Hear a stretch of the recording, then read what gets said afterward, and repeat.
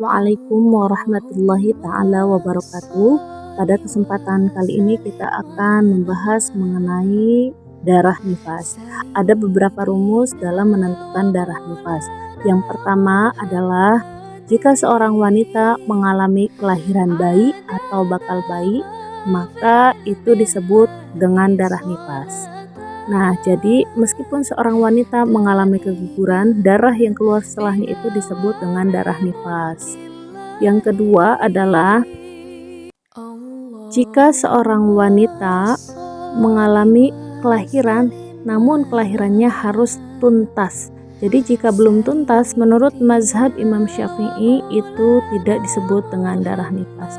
Harus tuntas dulu bayinya keluar. Kalau misalnya baru kepala terus keluar darah itu belum tuntas, darah itu belum disebut dengan darah nifas.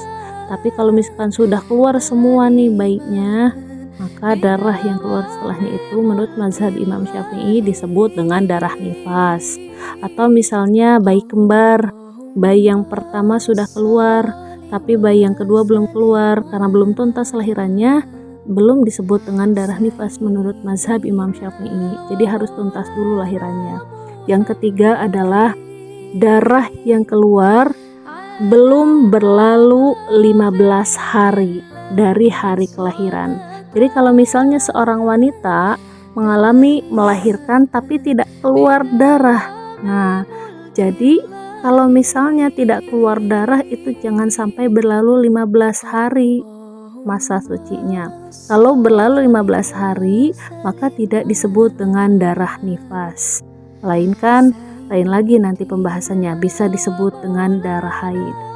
Yang keempat adalah jika darah terjeda, maka jeda darah yang hari pertama setelah lahiran kemudian terjeda, tidak boleh jedanya melebihi 15 hari.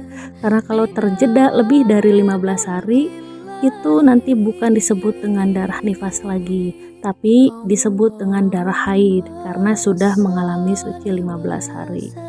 Yang selanjutnya adalah darah keluar tidak boleh melebihi 60 hari karena maksimal wanita mengalami haid itu adalah 60 hari. Lebih daripada 60 hari maka disebut dengan darah istihadah. Wallahu a'lam bishawab. Wassalamualaikum warahmatullahi wabarakatuh.